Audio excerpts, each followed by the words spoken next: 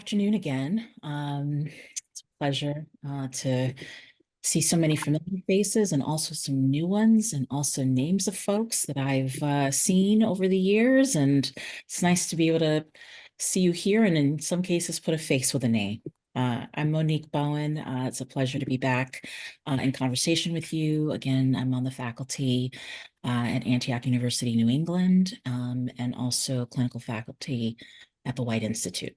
I'm here with my co-moderator and the founder of A2P2, Leora Trube. And Leora is Associate Professor of Clinical Psychology at Pace University. And we're happy to be in conversation with folks who are identifying as mid-career, and to have a set of panelists here, a really diverse and amazing group of colleagues who are interested in having this conversation about challenges and opportunities and what we do next in our careers. Some of us have been on tenure tracks, others have been, teaching in clinical roles, full-time teaching faculty, core faculty, others are in training programs within hospital settings and at medical schools. And then others are in full-time private practice. And really thinking about not only their ongoing participation as supervisors with training programs, but also just sort of thinking about levels of engagement that continue to be influential and gratifying, and represent the balance that we're looking for in terms of teaching and clinical responsibilities, along with the personal responsibilities we have in life, right? And where there are opportunities for networking and collaborating. And so you've come to the right place if you're looking to have that conversation. And so glad to be able to introduce and welcome some colleagues here, including Norka Malberg, who is a former faculty at Yale University Child Study Center, and is currently in private practice. I'm sorry. I'm still faculty. You're still faculty? Yes. Wonderful. I'm so sorry.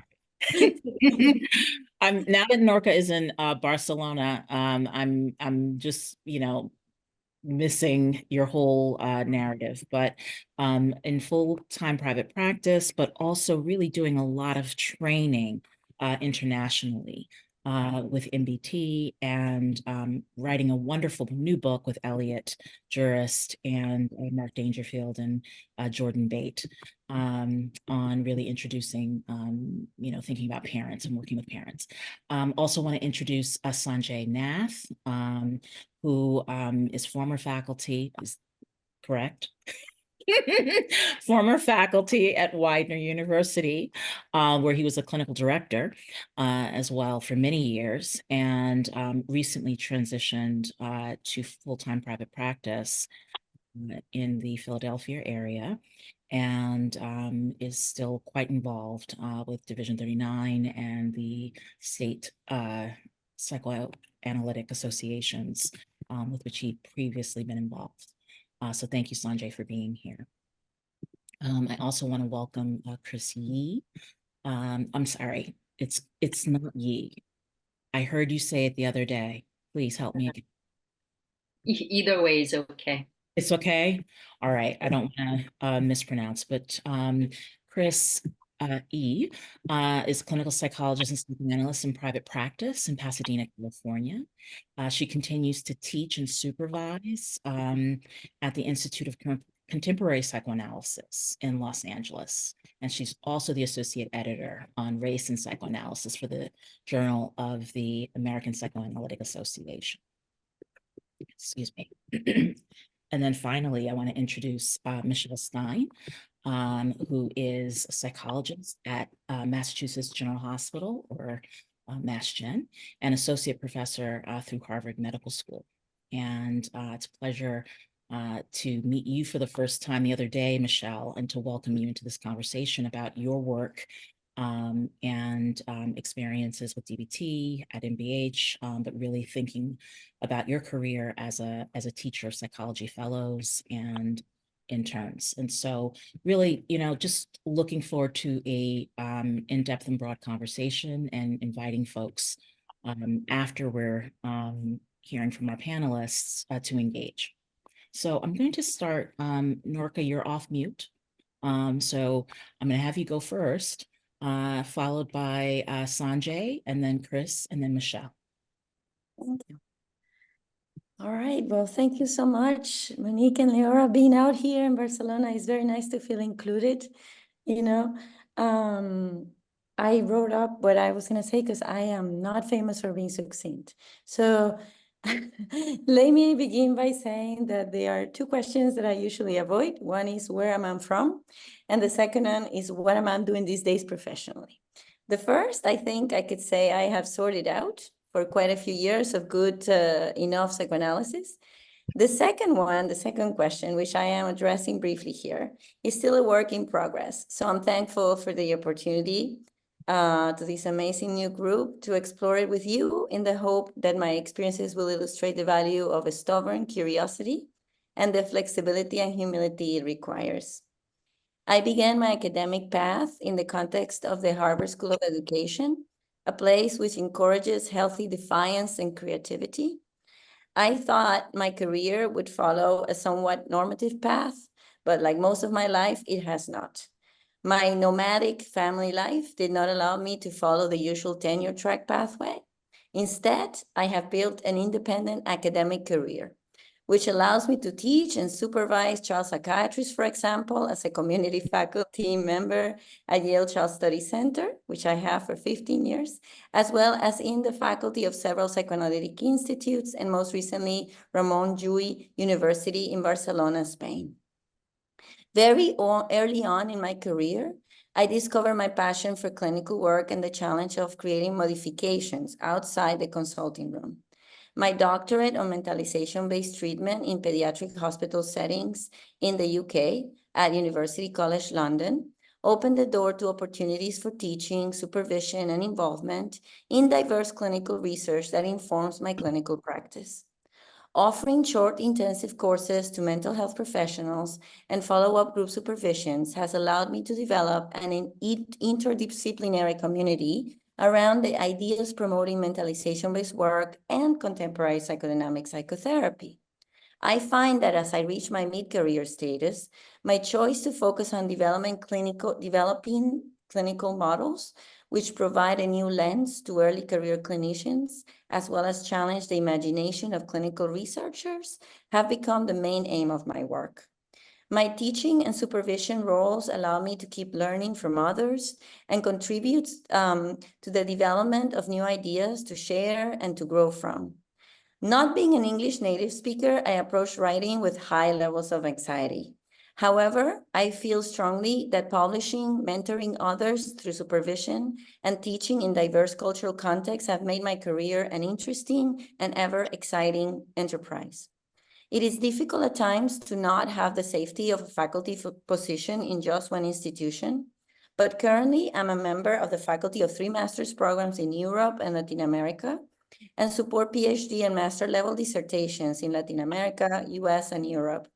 So I would like to put forward the idea that it is possible to develop a scholarly life and a voice, being an independent and somewhat institutionally peripheral figure. It does require a great deal of motivation and perseverance and mentoring from generous senior colleagues to have the conviction of living and working this way. I feel working from a psychodynamic integrated framework, such as MBT, has facilitated this task significantly. It is difficult to balance family and academic ambitions for those of us who choose to do so. But I feel that mid-career can bring with it less ambivalence and allowed for more freedom to create and innovate. And I think this conference is an example of that. I have achieved the goal of being a clinician, a teacher, and supervisor whose work is guided by my commitment to community and the mental health welfare of children, adolescents, and their families. I strongly feel that my clinical experiences have been the compass and the source from which I teach, supervise, and mentor others. In this way, I feel privileged about having a career enriched by a focus on clinical practice without the institutional pressures for research and publication. Ironically, though, I put this pressure on myself anyway, as I think that it is important to create a record of our clinical experiences and empirical findings in accessible and integrative ways. This has meant collaborating with other clinical researchers in strengthening the bridge between clinical practice and research, highlighting the importance of networking and creating forums such as this one today. Thanks. Thank you, Nora.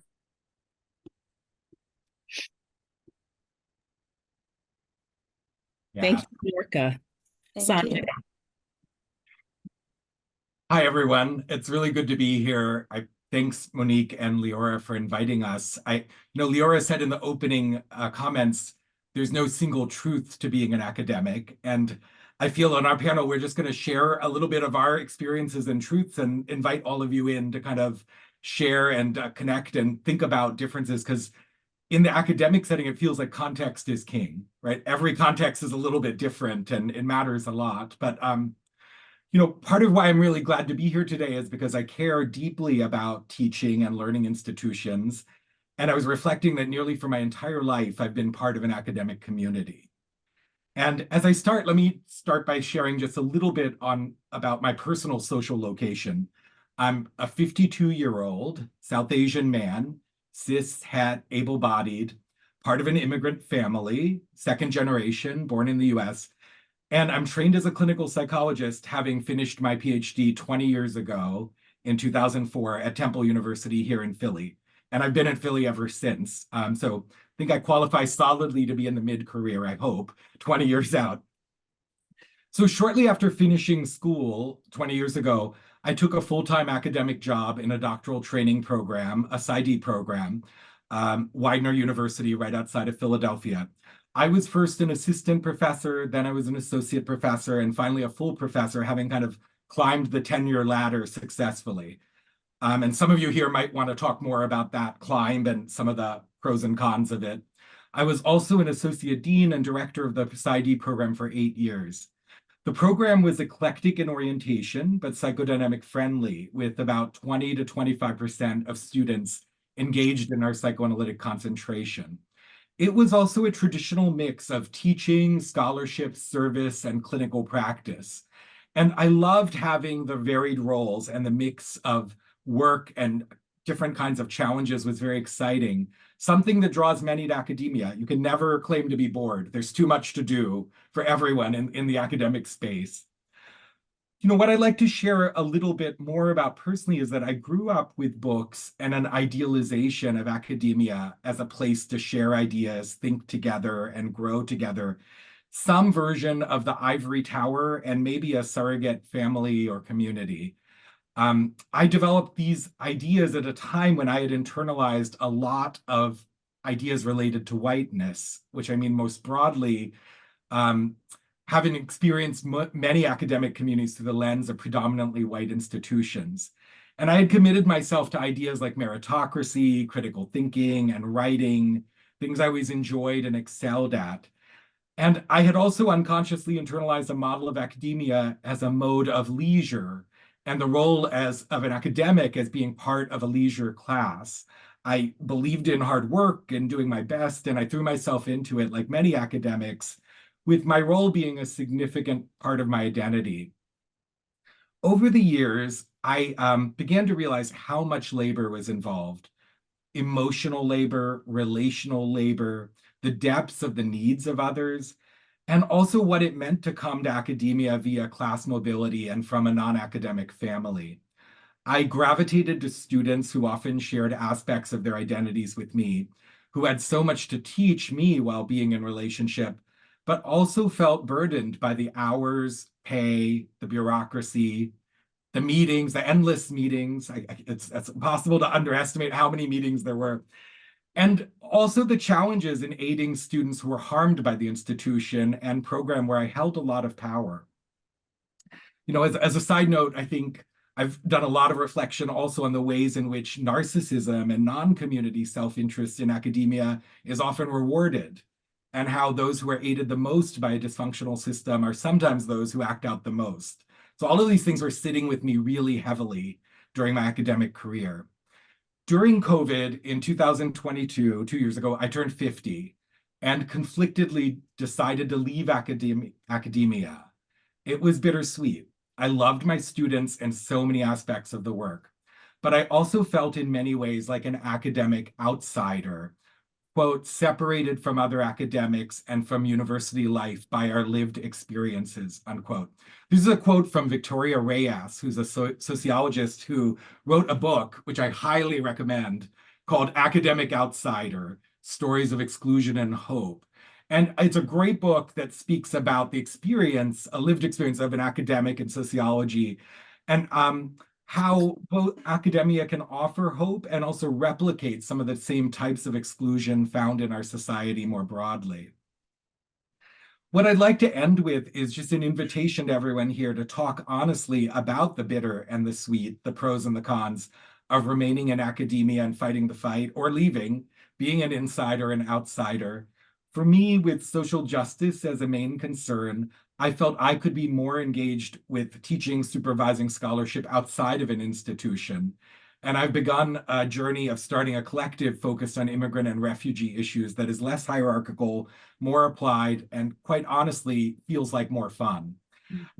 I think I can be described as a recovering academic who's peeled back some layers of exhaustion, pain, and sadness, and at the same time wanting to keep hold of the excitement, joy, and gravity of being part of an academic community, whether traditionally in the full-time role of a university professor or in some other capacity.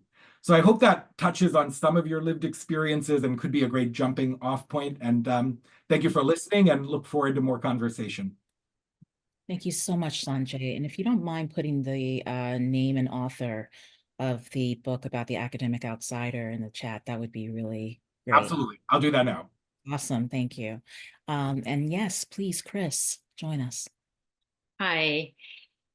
This is an honor for me to be part of such a stimulating conference and a conversation, and to be part of this mid-career panel as well. I thought about how I can best, offer, um, lessons, if you will, to the participants. And I think the best way for me to share my own life story and my own journey as to how I got here, and hope that this will lead some of you to relate to and glean whatever lesson you might from hearing my story. So my work now almost entirely consists of doing psychoanalysis and psychoanalytic therapy in a private practice setting, mostly with Asian American population, so very narrow niche work. Everything I did training-wise led me here. After graduate school and a psychoanalytic postdoc program, I went into a full psychoanalytic training as soon as the 3-year post-licensure wait period requirement was met. The 10 years of training, 4 years in graduate school, a year in earning hours and passing the licensing exam, followed by 5 years of psychoanalytic studies, were intense, all-consuming whirlwind of an endeavor that was certainly more than just professional. It was a personal calling.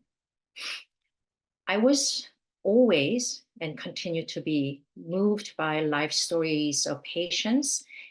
That clinical work seemed like the only thing to do. My heart was not in an academic career. So you may wonder, since I'm not an academic, how can I or other clinicians like me contribute to the central goal of today's conference, which is to ensure and promote psychoanalytic thinking in academia.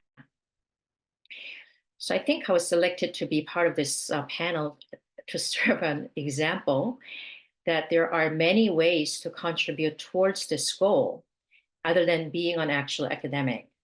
One can support by supervising students at graduate school affiliated clinics or mentor students formally or informally through professional organizations, such as the Division 39 or APSA.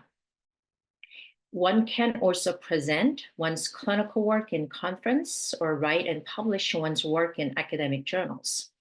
All these ways find influence in preserving and promoting dynamic thinking in academia. While I wound up choosing writing as my form of contribution, this choice was never conscious or deliberate. I never made 5 or 10-year plans or consciously and deliberately thought about how I would make the most impact. Reflecting on it now, I was trying different things to find out what brought me the most success. My ambition was try my hand in adding my own thoughts to something I loved, psychoanalysis. My limitation was terrible stage fright. I tried teaching both at undergraduate and graduate levels and very stressed out by it. I just did not have aptitude for public speaking, and the many hours of reading and grading students' papers was not to my liking. I settled on writing as the right medium, as I could write out my thoughts on paper without anxiety. So, in short, here I advise you to consider applying one of Heinz Kohut's insights to your professional life. A healthy self is a balanced alignment between one's ideals, ambitions, and one's skills and talents, and I might add one's limitations as well. Looking back, the biggest challenge during the middle phase of my career was balancing my role as a single mother and work. For clinicians, any extracurricular professional activities, be it writing, presenting, or involvement in professional organizations, are spending time doing them after the regular work. Since these activities are not financially supported, unlike academics. I wish that I had a mentor who asked me to deep think on one question during this period in my life, during this period of my career. This question is, ask your future self near the end of life, what would be the most meaningful accomplishment in your life? For me, it would have been hands down my kids. While making some contribution to the field, primarily by writing about the Asian American experience, I also lost out on spending time with my children. As young adults now, they're letting me know that they missed me while they were growing up. I wish I had taken time off from my extracurricular work to spend more time with my kids. If I had to give my past self advice now, I would say, keep your eye on your priority and that there still will be plenty of time to make a mark in your career. Thank you. Chris, thank you. A little emotional. Thank you for that. Michelle. Okay. Hi, everybody. I'm glad to be here today. Okay, I'm going to read this, and I timed it, so I should be good, not more than 6 minutes. Okay. So just like with dreams, I believe that there's a manifest content as to why we choose the professions we do, the content which we share to the world as to why we became a psychologist and practice in particular settings. At the same time, I feel like there's the latent content that might go less recognized for years into your career. It's only until the last few years where I began to fully understand my latent content. As far as the manifest content, I'm an identical twin, and it fascinates me that my sister and I are genetically the same, grew up in the same environment, and while we share a lot of sameness, there are many differences. I began my graduate training at Adelphi University's Derner Institute. I was consistently interested in psychological assessment, particularly performance-based tasks like narrative data and the Rorschach, as well as working in inpatient settings. I was less interested in working in a university and doing private practice because I didn't feel I possessed the necessary skills to work in academia, like as far as research and knowing academic content enough to teach the next generation. I also didn't want to work in a private practice setting because it felt too isolating for me, and I wanted to work as part of a team. I feel like the supportive and long-standing mentorship I received and still do in training and practice has been a major component of professional growth and life satisfaction. Through the mentorship model, beginning at Adelphi, where I learned the social cognition and object relation scale, global rating method, a clinician-rated measure of object relational functioning. I didn't have an interest in research prior to graduate school. I had this image in my head that people were in a lab somewhere doing who knows what. It wasn't until Adelphi where I realized there could be this seamless integration of research and clinical work where one directly flows into the other. Again, for me, this related to the scores G and how the more I conducted research on this, the more I would see how this inherently flowed into my clinical work as it relates to case conceptualization, assessment, noticing repetitive themes throughout the therapy session. This became my area of research and clinical interest over the course of graduate school. I completed a postdoctoral fellowship at Mass General Hospital in psychological and personality assessment. I have been fortunate throughout my career to have primary mentors that are psychodynamically informed in different ways. It never felt like they wanted me to be a mini-me or a narcissistic extension. Instead, they would create an environment where they would meet me where I was at and push and support me when needed. This was invaluable as I always felt a disconnect between what I felt I was capable of and what other people saw in me. Over the years, there was less of a gap, though at the same time, there'll always be some gap. I felt like I had the space to internalize the mentorship and relationship to become a true version of myself as a psychologist. Throughout my time at MGH, 15 years in counting, I spend my time working on the medical psychiatric unit, conducting comprehensive outpatient psychological evaluations, and have a small number of patients I see for long-term therapy in my outpatient in the outpatient clinic. I continue to conduct scores G research, though this is all on my own time. It's not funded. It's not part of my productivity efforts.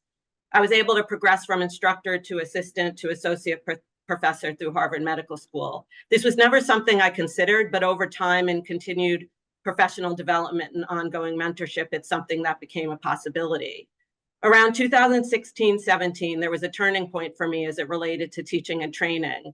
An internship rotation was being developed for the inpatient unit where I would be the main supervisor, and staffing in our assessment clinic also required me to take on more of a training role. As mentioned above, prior to this point, I didn't feel like I had the skill to teach. Why I thought this was odd, because prior to moving to Boston, I taught martial arts for years with people across the developmental continuum. But I guess we all have our own psychology, right? 1 minute, oh darn. Regardless, this pushed me out of my comfort zone is now one of the most rewarding parts of this time. During this time, I made it an explicit mission to teach how dynamic theory directly translates to therapeutic stance and technique and can be integrated into existent treatments in a practical way to enhance case conceptualization. I'm more focused on integration of psychodynamic theory with other skills-based treatment, given the functioning I worked with. And the last thing I'll say is this has been a rewarding and challenging process, not because people haven't been open. Instead, it's been about how to present it in a way that people can hear, similar to the therapeutic process, understand, buy into, and more important, how they can apply it relatively quickly in real time as it relates to the patients they're working with. Given the limited psychodynamic training coming into internship, I'm starting with scratch. And I'll leave the latent content for maybe another time. Thank you. Yeah. Thank you so much, Michelle. Thank you, everyone. I'll just say very briefly that I'm just struck by how much of the comments resonate so deeply, but particularly the parts about not having foreseen the places where like I'd end up, and also like the vulnerability of the sort of like the real I don't know, just the vulnerable engagement with the questions of balance and priority, and like, do I belong here and can I do this? And it just sort of jumped out at me in such a profound way. And yeah, it's really, what a wonderful array of options that were just presented to us, that I hope can be inspiring to the people in this panel, but also to the people who will kind of watch this in the future, especially our young graduate students and colleagues. So right now, what's going to happen, I think it will happen much more seamlessly than in the first panel, is that everybody is going to be assigned to a breakout room. There's going to be 4 people per breakout room, so that we can make sure that everyone has a chance to speak. And same thing, question prompts will be in the chat, identify a scribe and a speaker. And when we come back, the speaker will speak their questions instead of writing them into the chat, so we can just hear each other's voices a little bit more. And then the panelists can take those questions on. But again, just like real quick, just the questions, not too much discussion in the question part. And then I think that's about it. If the people who were asked to facilitate could just hold back for a moment while that happens, that would be great. Back. I imagine that was a pretty rich set of conversations that were happening. Sorry to cut them short in the breakouts, but hope that we can continue them in this space and see how they emerge here. And so, Leora, I'll hand it over to you. Yes, sorry, somehow I got kicked out altogether. I hope that everyone had a chance to kind of connect with people. Why don't we move into just I actually don't think our panel did not come up with questions, so we already let's start with the other groups. If you can just name your 1 to 2 questions and maybe also put them in the chat. Why don't we start with group 1? We don't have any questions. Yeah, we had talking points, but we also didn't have questions. Great. Okay. So group 2. Oh, what? Or do you want to say? Yeah. Why don't you say? Let's just keep it to a 1, 2. minute. And yeah, come back, tell us what you talked about, but we'll just keep it short so we can keep the conversation flowing. Sorry, Jennifer, go ahead. Oh, okay, hold on. Let me minimize this so I can go back to my questions. Okay, so our talking points were, some way to start to disseminate knowledge, just basic knowledge about psychoanalytic psychology early on, like even at the level of AP courses, at the undergraduate level, more collaboration between departments other than psychology, and that maybe psychology is one of the least open to psychoanalytic approaches compared to some other departments like English or, any number of departments. That was the one that came up as an example in our group. Advocating for hiring more psychodynamic faculty for tenure track positions, not just for non-tenure track positions, which seems to be a pattern, and trying to do something to disseminate better information about psychoanalytic approaches to improve the reputation, because I think we all know we're here because we know that there are a lot of myths about psychoanalytic approaches, and we have a bad reputation for reasons related to those myths. And then finally, more collaboration between psychodynamic researchers, if there was a way to develop some sort of research network so that we can share and collaborate. Okay, stop. Thank you. Let's go to group 2. I think that was our group. So we had Norca, Stephanie, Julia, and myself, David. And we sort of got on this different topic. Elizabeth, yeah. Sorry, Jennifer. Yeah. Elizabeth, sorry. And we sort of got off on a different topic, which was, I guess, sort of the idea of teaching in the classroom. And so some of our thoughts or questions, I would just say, were like how to balance supervision, sort of creating spaces like supervision or spaces to say, think whatever is on students' mind, yet also holding that classes are not therapy. How to bring in the real world, the political world, address real harm or dehumanization or divergent perspectives, while also maintaining sort of a sense of being genuinely curious. And if I don't know if anyone else from the group has anything else to add, but those are some of the notes that I took.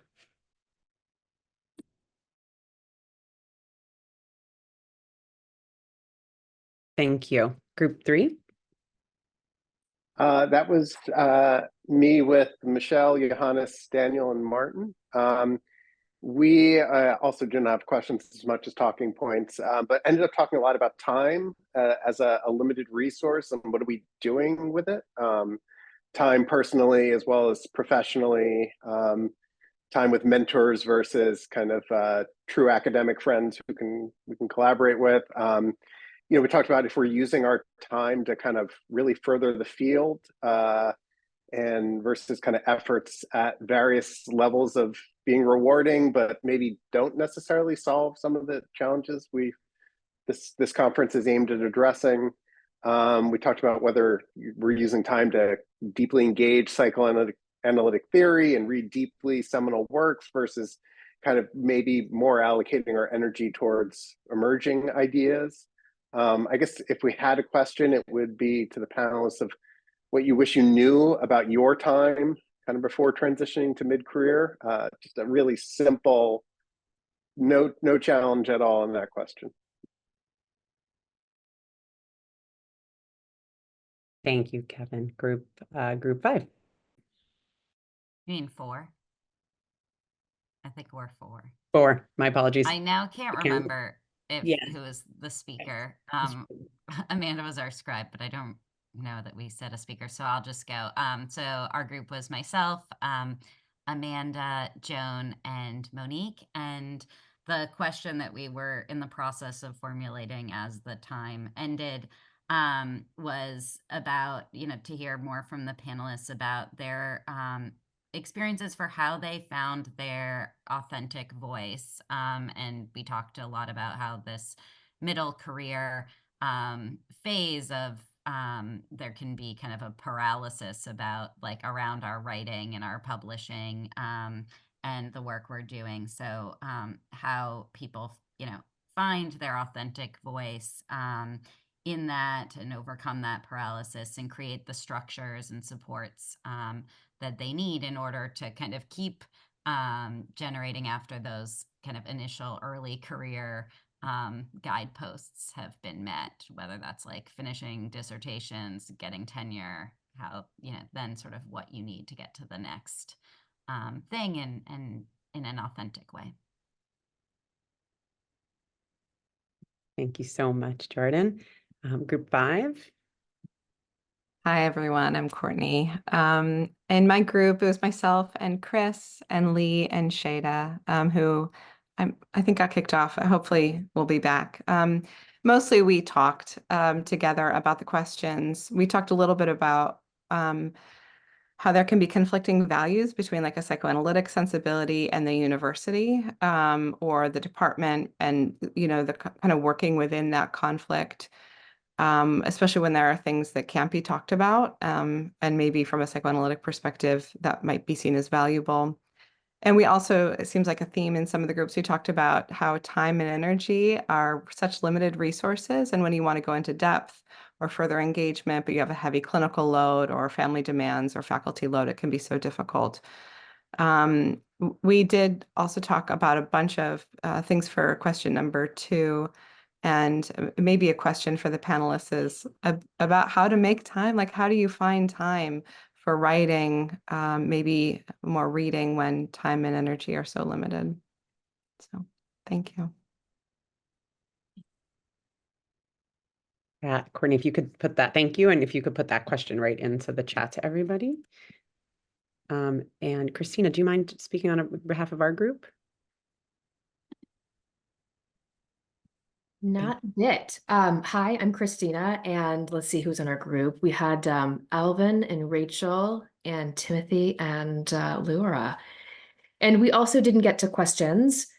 It was more of a discussion. And I think the thing that stuck out most for me actually was a bit of a process. In our group, we had 2 people introduce themselves as imposters, as really early career people coming to the mid-career group.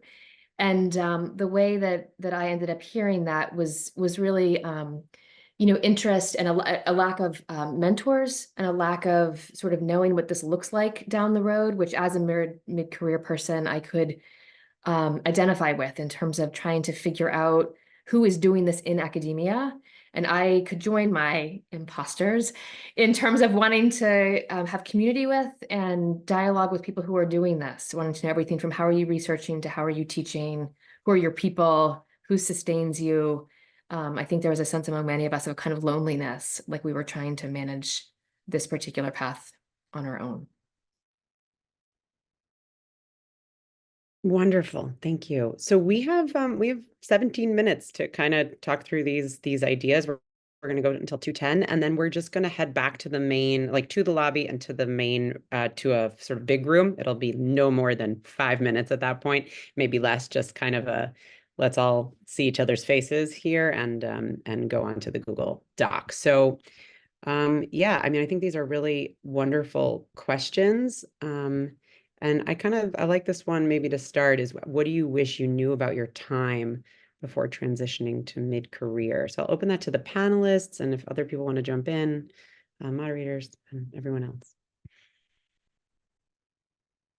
I could jump in, Leora. I mean, I guess that one thing I was thinking about is, this question of time is a question for academics, and it's also kind of the question of capitalism. Like, how can you do it all, right? Like, how can you have a job you like and get your needs met and also have enough going on in your friendships and family and community circle? And I think some of our comments all spoke to that. I mean, one thing I'll just say, because it's a systemic problem, there's obviously no easy answer. If there was one thing that just is, I think, so striking is how I think this question of not having enough time is such a common theme among all of those involved in academia, because it involves so much giving.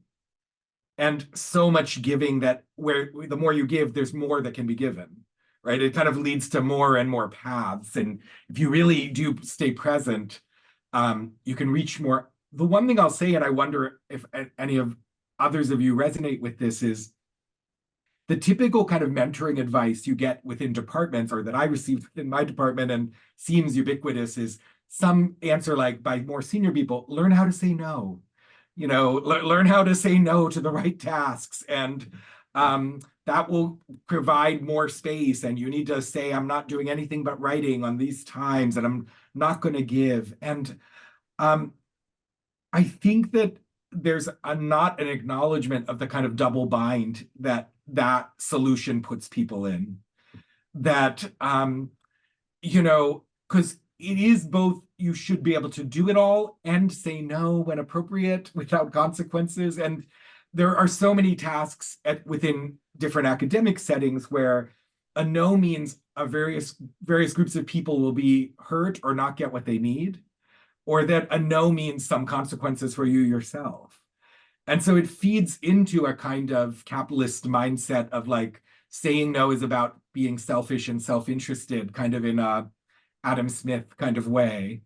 And I just always struggled with this. I was someone who sometimes said no, often did not, sometimes was unsure whether to say no or how. And, I think that saying no is a relational process that has to be negotiated by you and that person requesting it and the system. And so often our departments have so much splitting that it's not that kind of question.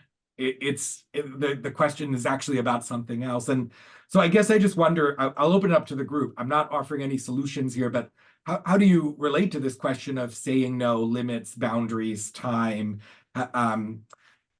and with acknowledgement that, like, it feels a little bit like self-care advice in a system that's chaotic, right? Like that, well, make time for yourself, make time to write, when in fact, the idea of self-care starts with an acceptance of the systemic pieces and puts it kind of back on you to find the time, which may be impossible, and I just want to name that frustration is there. And I don't know if some of my fellow panelists want to piggyback on that, or if anyone else wants to jump in, but I'll stop there.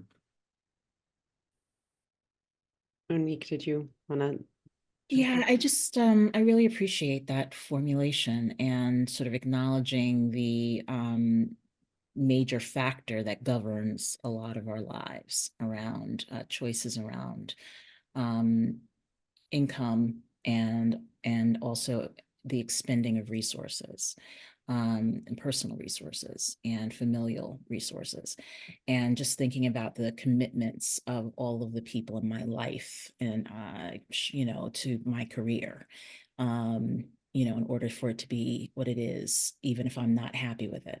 And what does it mean to even articulate that to people who've made sacrifices to allow for the successes and the failures to be acknowledged? There's just something useful about this no issue and self-care, especially if you think about yourself within the context of a community and not just, what it is I'm choosing to do. And if that no is really for me or is it for my two kids? Like really leaning into what Chris was saying at the very beginning around choice making, and sort of when you look back, were those choices that were driven by external pressures, and things having to do with income and position, going to be as valuable? And I don't know. I don't think so, but it's hard to sort of step off of the hamster wheel sometimes to really look at it. And there's all kinds of identity factors for me that additionally add some tensions, including disability and unseen disabilities that that I feel I have to prove in some way, that that should be acknowledged as part of the labor. And there's also this piece about unpaid labor, which I think I'm hearing inherently in Sanjay's point. If I may, Monique, I mean, listening to you, I'm thinking is developmental. I was offered the keys to the kingdom when I finished my doctorate by my mentor, and I said no, because I had two kids and one really needed me.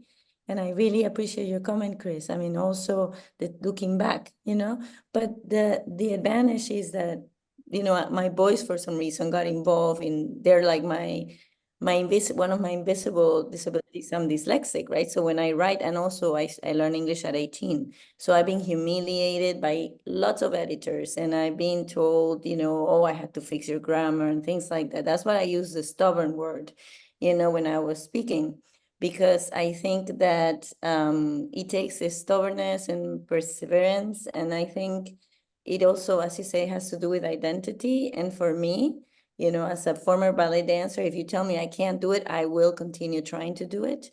And I think, I was thinking of Chris' comments, and I think my boys now, I think I see them, they benefited from seeing my struggle, and I'm invisible also. I mean, I'm a Hispanic woman, I'm Puerto Rican.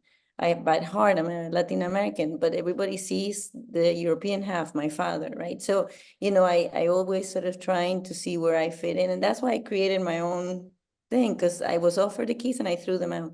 I said no, because I felt, that it was important, for me to be able to do that. But I understand that, I live in a country now where everybody really values family and quality of life, very different from where I lived before. And yet I behave in many ways. Everybody's like, you're here at 8 o'clock? What are you doing here at 8 o'clock? Because, I'm mid-career and my children are doing sort of, but, my ambivalence, I know where to put things. So I think it's very developmental. For me, writing is not a chore. I find myself in writing, And so I think that's really important, the meaning of each things, and what you choose. Some of us like supervision, some of us like writing. Anyways, I'm going to shut up now. But thanks, both of you, because it brought a lot for me. Chris. Yeah, thank you, Sanjay. I had a reaction to your comments with, having to do with this idea that we can do it all, we should do it all, And that was so seductive when I started out as a psychologist, and also being a member of ethnic minority group, like you're saying, Norca, the need to somehow carve out a place for myself, because let's face it, there's so much, so much prejudice and othering, in psychoanalytic communities. And I very much relate to your experience of editors, writing back with comments. And it still happens to me, where my writings come back by colleagues, with red lines through it. Just, racial enactments, quite frankly, and that adding to the stress, to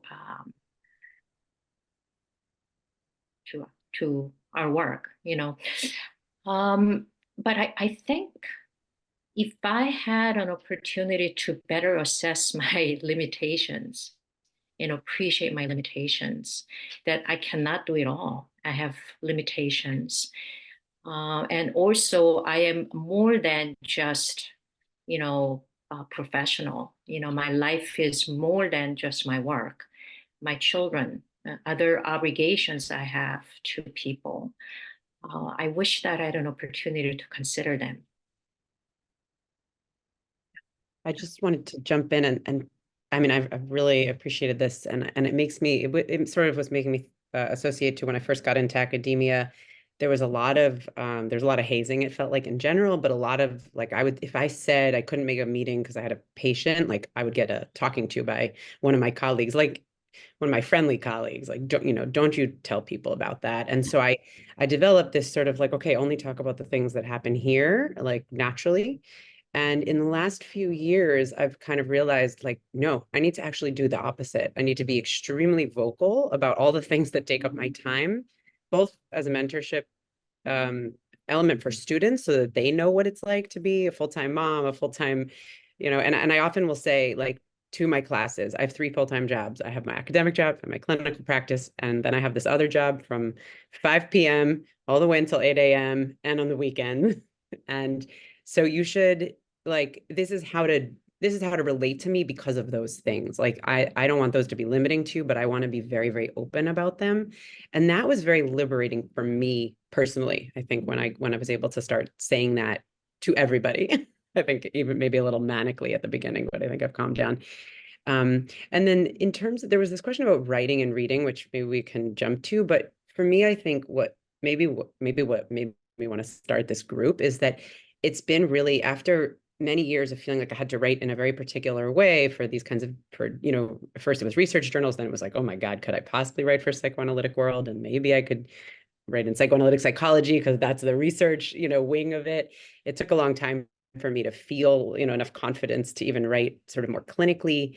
But in the last few years, I've had a lot of moments where I'm just excited or passionate about something, and my first thought has been to write. And this was one of those things where I was like, I'll just write this letter and then see if Nancy will sign it. So I somehow, for me at least, the academic structures and job have helped me develop my voice and writing, that it's taken a lot of time, like over a decade, but for me to feel like I can actually write about the things that feel like they excite me. And I tend to do that whenever I tend to, like, stop everything else and do that when I have the thought, because otherwise it just won't happen for me.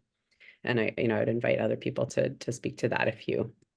Just Leora, very quickly, do Yeah. you feel like that sense of entitled to give your true opinion about something came as a result of these outside forces saying now you are past the hazing period? Like, was that sort of a moment, or did it start to happen before that, or way after you got tenure? Like, I'm wondering about Yeah. the sort of permission that we often are waiting for within certain settings to be able to, like, test the waters. My New York accent is trying to sneak out. Test the waters about sort of like voice. Yeah, I mean, I'll be honest, 2 things came to mind. Tenure, for sure. So being in a tenure track institution where tenure happened, and I felt like, okay, I can't really, it'd be hard to kick me out of this place. That helped. But the other actually moment that I thought of was when Kevin Meehan, who's sitting here, invited me to a Division 39 conference as an invited panelist as a young researcher.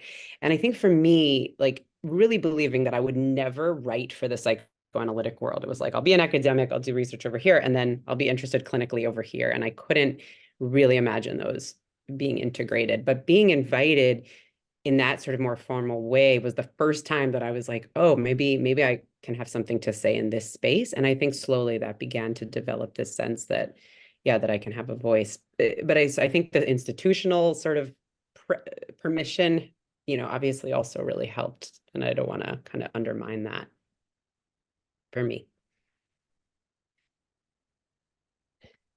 Others want to speak to that? Thank you, Monique. That's a great, important question. We have another 2 minutes before we'll kind of switch over. It's also mentors, mentors that are helpful and tell you that, so you don't have to do it alone. Collaborations with people from other countries. People are really hungry to have small working groups to discuss and to grow together. So I think going beyond frontiers is really important. I think it's about but telling someone, having someone tell you, like I'm the opposite, right? I don't have any problem speaking, writing to psychoanalytic people because I have 2 psychoanalytic trainings and I feel I giving permission. But writing for like more, Jordan knows, writing for a more sort of researchy thing is taking me a while, because I feel like an imposter, right? So I think it's also how do we speak those 2 worlds and collaborate in writing, I mean, Jordan Beatty is here. We've collaborated, and our strengths come together and our generations are different. But, it's sort of how do we, I think I am happy I didn't have the institutional, in my case, it was the opposite. I don't think I would have been happy being part of because that's my personality. So I think that's also important, right? Who are you? And, and where do you fit in and what makes you feel more comfortable speaking, I find my ground speaking with other people, For me, I think I believe the advice given to writers applies here to us as well, which is that speak to issues that you know and that matter to you. And yeah, because I think that there's so much theory and highfalutin language in psychoanalysis. It's easy to try to go there, but really to speak to what matters to you. I think that is how I found my authentic voice. You're an Anna Freudian, Chris. Oh, yeah? Amen. We're going to end this on that. If everyone can leave this room and go to the larger Zoom room, I also put the link in for signing up. But thank you so much. This was a really stimulating conversation, everyone.